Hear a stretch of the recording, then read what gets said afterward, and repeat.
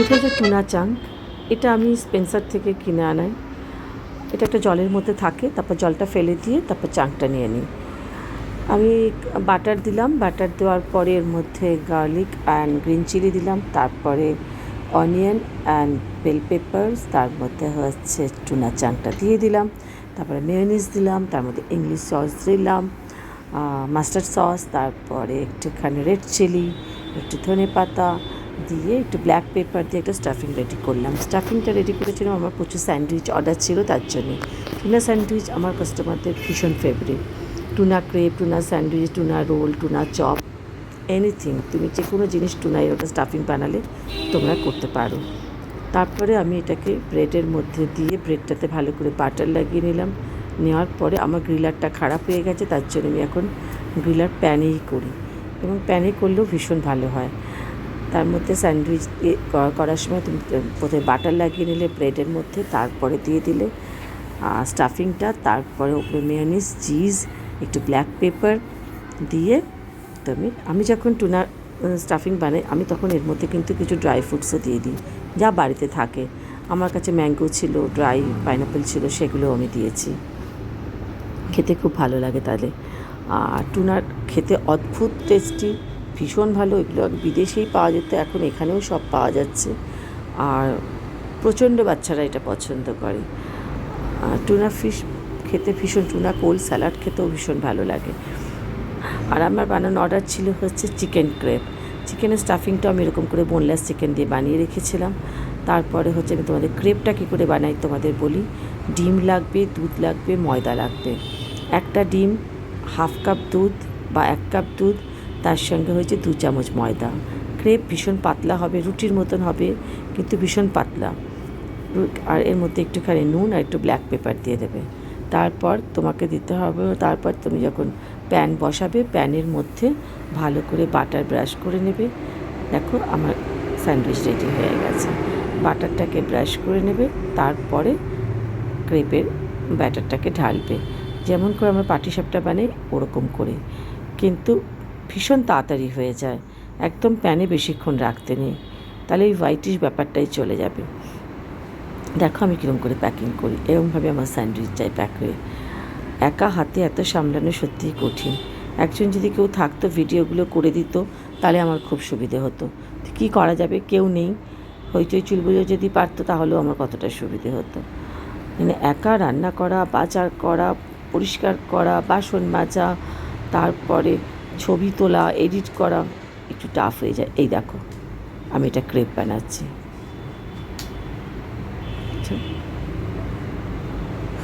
ভীষণ ভালো খেতে হয়। তুমি এরকমভাবে বানিয়ে তুমি রেখে দিতে পারো ভালো করে একটা কৌটোর মধ্যে করে এয়ারটাইট।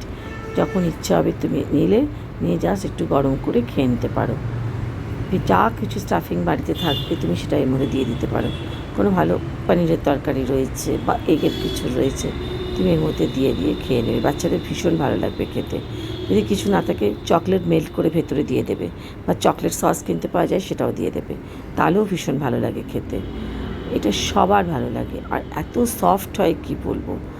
মানে আজকে বানালেও 3 দিন সফট থাকবে এরকমভাবে, কোনো অসুবিধা হবে না। যেহেতু ডিম থাকছে, দুধ থাকছে, সেই কারণে এটা কোনো সময় ভীষণ কম তেলে করা হয়। সেই কারণে আমি তো হেলদিই বলি, বিকজ ময়দাও ভীষণ কম, তার মধ্যে তুমি ডিমও পাচ্ছ, দুধও পাচ্ছ, আর একটুখানি বাটার লাগছে, বা হোয়াইট অয়েলও তুমি করতে পারো, অলিভ অয়েলে করতে পারো, যেটা তোমার খুশি। এগুলো হচ্ছে প্রচণ্ড ভালো খেতে হয় আর ইজি টু কুক। সেই জন্য আমি এই ধরনের খাবারের অর্ডারই বেশি তুলি, আর কাস্টমারেরও ভীষণ পছন্দ করে, বারবার এগুলোই খেতে চায়। আমি এগুলো কার কাছ থেকে শিখেছি আমি সত্যিই জানি না, কেউ আমাকে শিখিয়েছে বলেও জানি না। আমি নিজের মাথার মধ্যে আইডিয়া হয়, তারপরে আমি ইউটিউব ঘাঁটতে থাকি, তারপর দেখলাম হয়তো কিছু, তারপর আবার নিজের মতন করে বানাই। তোমাদের বাচ্চারা যদি আপেল খেতে না চায়, তোমাদের আপেল দিয়ে একটা ভালো ডেজার্ট তোমাদের বলে দিই, খুব সহজে হয়ে যাবে।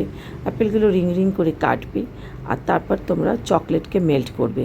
চকলেট মেল্ট করবে কিন্তু গ্যাসে করো, একটা জল বসিয়ে নেবে, তার উপরে একটা কাঁচের বাটির মধ্যে চকলেট দেবে। মাইক্রোওভেনে মেল্ট করতে যেও না, খুব তাড়াতাড়ি চলে যায়। তারপর সেই চকলেটটার মধ্যে ডিপ করবে হচ্ছে তোমার আপেলগুলোকে একটা করে করে আপেল ডিপ করবে। চকলেট খুব তাড়াতাড়ি ধরে নেয়, সেইখানে ধরে নেবে, তারপর তোমরা সেটাকে ফ্রিজে ঢুকিয়ে রাখবে। যখন বাচ্চারা খেতে চাইবে তখন দেবে। আপেল খেতে না চাইলে ওটা বেশি করে দেবে, দেখবে তখন বেশি করে ওটাই খেতে চাইছে। দুটো এরকম ধরিয়ে দেবে, দেখবে। কিন্তু হ্যাঁ, এটা কিন্তু টিফিনে নিয়ে যাওয়া যাবে না, বিকজ গলে যাবে। কারণ এটা চকলেট থাকবে, তো চকলেটটা আপেল থেকে আস্তে আস্তে গলতে থাকবে। এটা জাস্ট ফ্রিজ থেকে বেরোবে, ডিনার হয়ে গেল বা লাঞ্চ হয়ে গেল বা ব্রেকফাস্ট হয়ে গেল, হাতে একটা করে ধরিয়ে দেবে, তাহলেই দেখবে বাচ্চারা খুশি। এই রান্নাগুলো কিন্তু তোমরা করবে। আমি কিন্তু তোমার দেখো আমি কেমন করে প্যাকিং করলাম। হ্যালো ফ্রেন্ডস, আজকে আমি তোমাদের দুটো রেসিপি দেখিয়েছি, তোমরা কিন্তু এগুলো বানাবে। কী করে প্যাক করি সব তোমাদের দেখিয়ে দিয়েছি।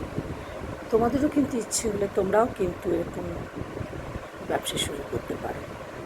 কেউ যখন কোনো ফ্ল্যাটে থাকো তোমরা কিন্তু শুরু করতে পারো। আমার এক ফ্রেন্ড কিন্তু শুরু করেছিল, ওকে বলার পরে 5টা অর্ডার হলে 5টাই করো, 10টা হলে 10টা করো, অসুবিধাটা কী? দেখবে সবাইকে একবার জানিয়ে দাও, দেখতে পাবে সবাই। যে কোনো আবাসনে তো সবার ফোন নাম্বার থাকে, একটা সুভেনিয়ার কিছু বেরোয় প্রত্যেকের কাছে। একটা হোয়াটসঅ্যাপ গ্রুপ তৈরি করো, পাঠিয়ে দাও, দিলেই দেখতে পাবে অর্ডার আসছে। 50টা লোককে পাঠাও, যদি অর্ডার তোমার নিশ্চয়ই আসবে। দুজন খাবে, তারপর দেখবে আবার দুজনকে বলবে, তখন আবার 4টে হয়ে যাবে অর্ডার। তুমি দেখো, যখন নিজে রান্না করছো, তোমার রান্না যখন খেয়ে অন্যরা ভালো হচ্ছে বা তোমার রিপিট অর্ডার আসছে, কতটা খুশি হবে। খুব ছোটো ছোটো জিনিস এগুলো, এগুলো কিন্তু করতেই পারা যায়। আর প্রত্যেকে তো বাড়িতে রান্নাবান্না করে। তুমি যদি মনে করো তোমার কাজের লোক আছে, তুমি কাজের লোককে দিয়েও করাতে পারো, অনেক কিছুই করতে পারো। মাথা থেকে বের করতে হবে তোমাকে কী করতে পারো। যদি কেউ আর্ন করতে চায়, আমার মনে হয় অনেক উপায় আছে। আমার তো মনে হয় আজকাল মেয়েরা প্রচুর কিছু করছে। এই ছোটো ছোটো গ্রুপ করে যে বিজনেস করছে অনলাইনে, ওদের এক্সিবিশানগুলো আমি 2-1টা গেছি, ভীষণ ভালো। আর হাজব্যান্ডরাও কতটা সাপোর্ট করছে। আজকে যখন ভালো করছে তখন না সাপোর্ট করছে। রাত্রিবেলা কত রাত্রি ওরা বাড়ি ফিরছে, ছোটো বাচ্চাকে নিয়ে পর্যন্ত আমি দেখি ওরা এক্সিবিশনে আসছে। কত দোকান, একটা দোকান শুধু ব্লাউজের দোকান, কেউ জুয়েলারির দোকান।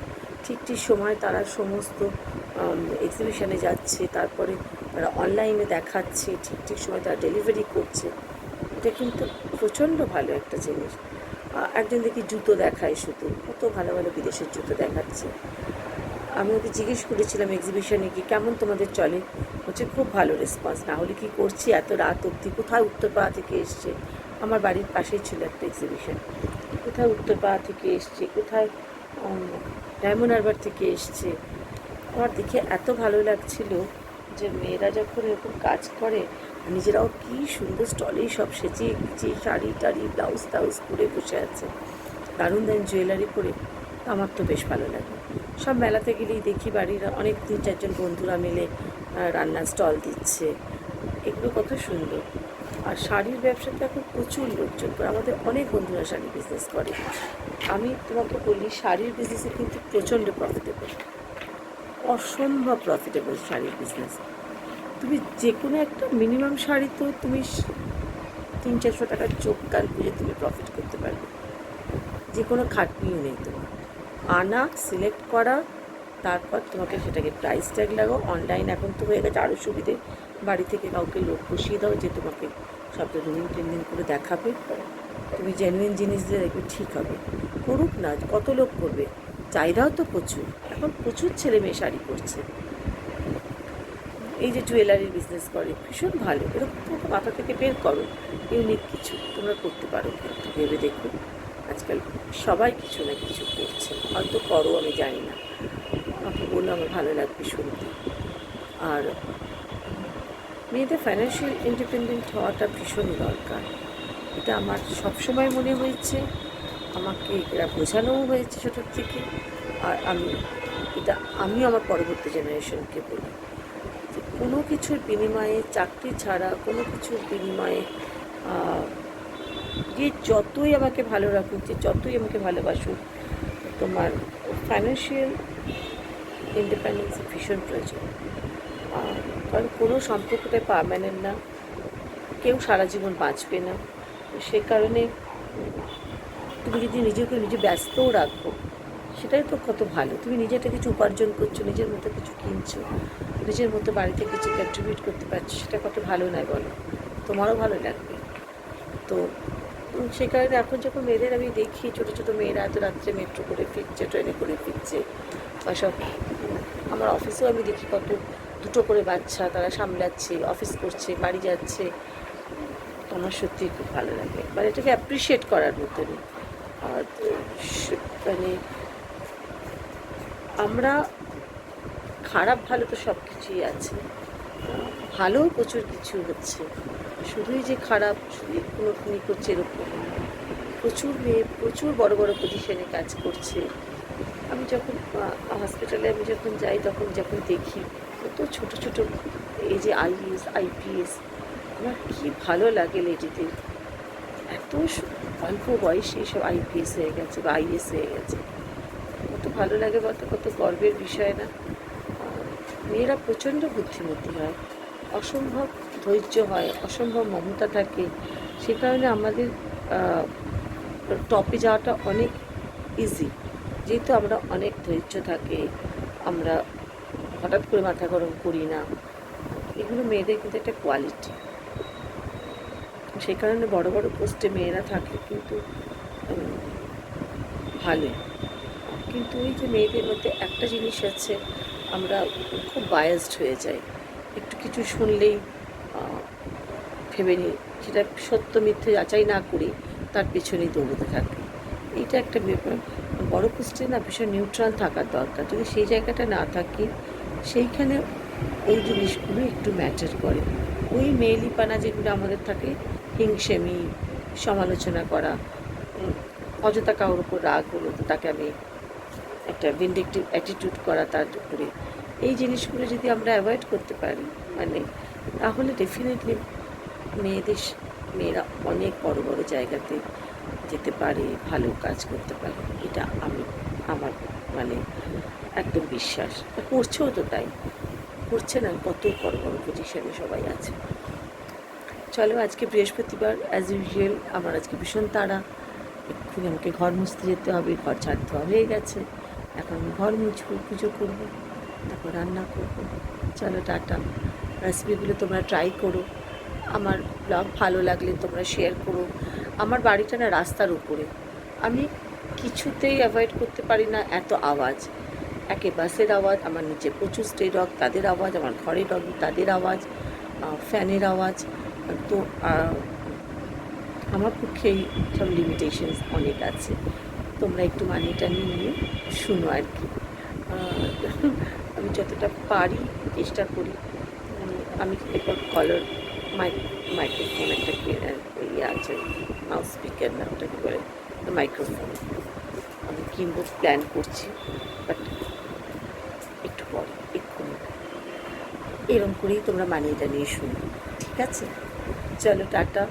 ভালো লাগলে শেয়ার করো, আর সবাই কেমন আছো তোমরাও আমাকে বলো, কমেন্ট করো, ভালো লাগবে আমার। চলো, টাটা।